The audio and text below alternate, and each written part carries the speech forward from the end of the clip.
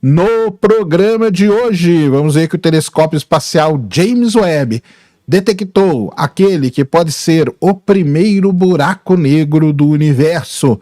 Um buraco negro lá no comecinho, apenas 570 milhões de anos depois do início do nosso universo. E isso pode ajudar muito a entender como esses buracos negros se formaram. Vamos entender essa história toda. Manda a vinheta.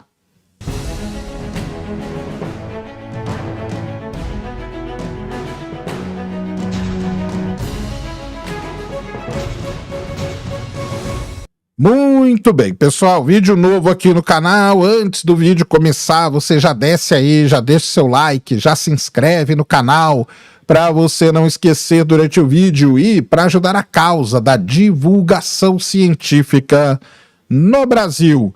Vamos para o vídeo de hoje, passar aqui nossos 10, 15 minutinhos batendo um papo sobre algo importante, interessante e relevante que acontece no nosso universo. Muito bem. Antes do James Webb ser lançado, muita gente perguntava, né, se o James Webb iria estudar buracos negros. E a gente sempre respondia assim, ele não vai fazer a foto do buraco negro, como as fotos que a gente está acostumado, né, do Sagitários, a estrela, do M87 estrela, isso ele não faz. Mas sim, o James Webb estuda buracos negros, e estuda de outras formas, e estuda talvez das formas mais importantes. Por quê? O James Webb consegue detectar galáxias, essas galáxias possuem buracos negros, e o James Webb consegue fazer todo um estudo ali. Muito bem, o James Webb a gente sabe que ele está batendo todos os recordes aí de distância no universo, chegando ali pertinho do Big Bang, como a gente diz, né? Já chegou ali a um pouco mais de 330 milhões de anos após o início do universo.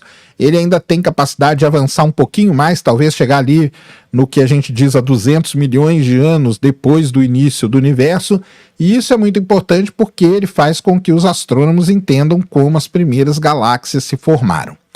Mas tem uma coisa que é muito interessante também no universo, que é a formação de buracos negros lá no início do universo.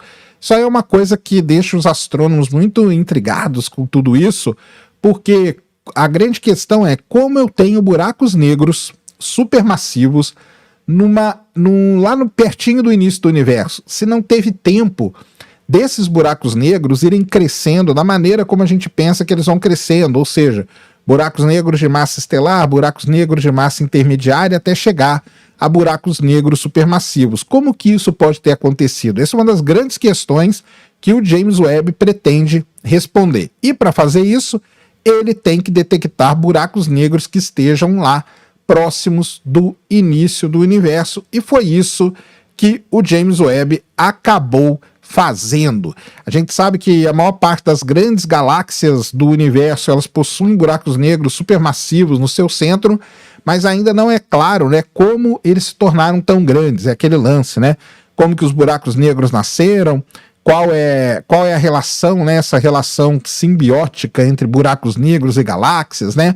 Uma das possibilidades é que eles foram formados por pequenos buracos negros, criados pelo colapso de estrelas, depois eles foram se unindo ao longo do tempo, e outra sugestão é que, na verdade, eles começaram já grandes, nasceram grandes, com grandes quantidades de gás lá no início do universo, colapsando direto para um buraco negro sem passar pelo processo de estrela. Então são essas duas linhas de pensamento, de raciocínio que tem. Muito bem, então um grupo de pesquisadores conseguiu aí, usando o telescópio espacial James Webb, detectar um buraco negro que está a 570 milhões de anos depois do início do universo. Esse buraco negro, ele tem uma massa de 10 milhões de vezes a massa do Sol. Então, assim, é um buraco negro com 10 milhões de vezes a massa do Sol. Esse é um território que os astrônomos não conhecem muito bem. Eles estão começando a conhecer isso pela primeira vez. O Hubble já tinha identificado alguma coisa nessa galáxia.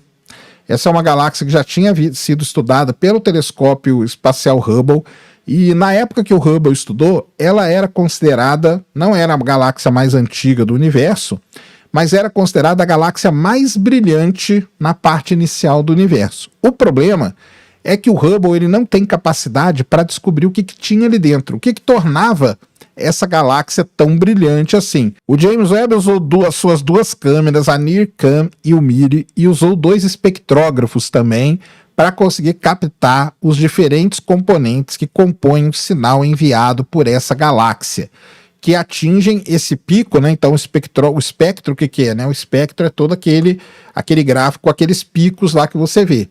E esses espectros atingem picos em determinados pontos ali. Um deles tinha um pico depois, né? Vamos dizer assim, um deles tinha um pico mais largo, mais gordinho ali, que o pessoal chama, né? Então isso aí é muito interessante.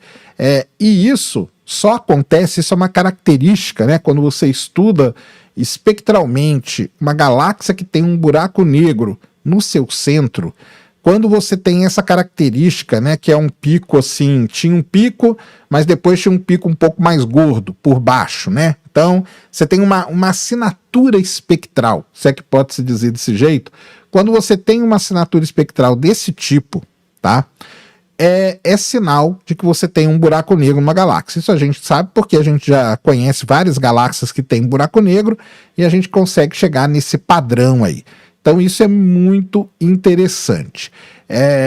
O negócio né, como que os buracos negros, né, acabaram se formando. E detectar um buraco negro desse, com 10 milhões de vezes a massa do Sol, apenas 570 milhões de anos depois do início do universo, isso mostra que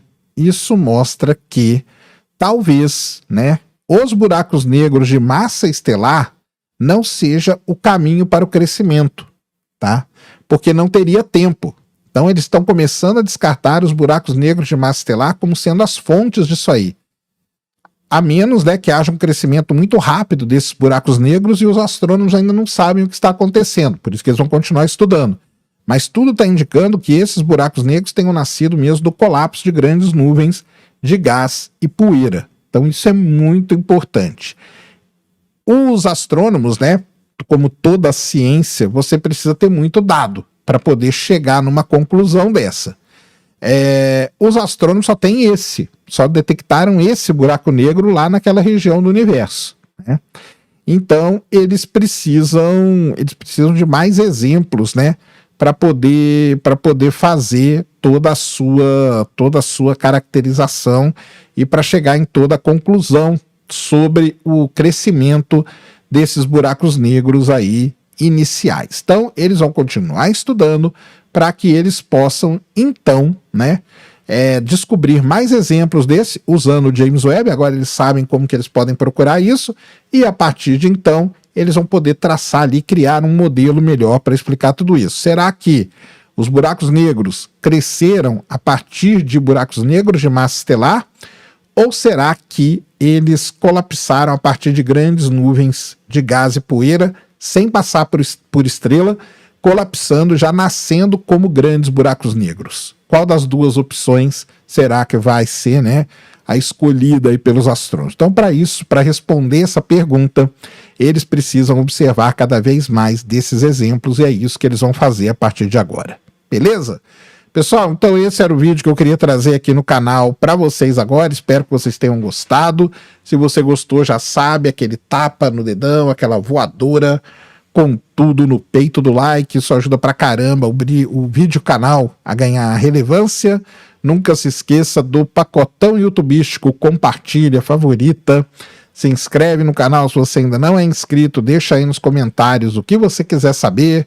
Tamo junto dioturnamente na luta contra a má divulgação científica no Brasil e contra a anemia na divulgação da astronomia no nosso país. Mais uma vez, meu nome é Sérgio Sacani, sou editor do blog Space Today e você acabou de assistir a mais um Space Today TV. Fui!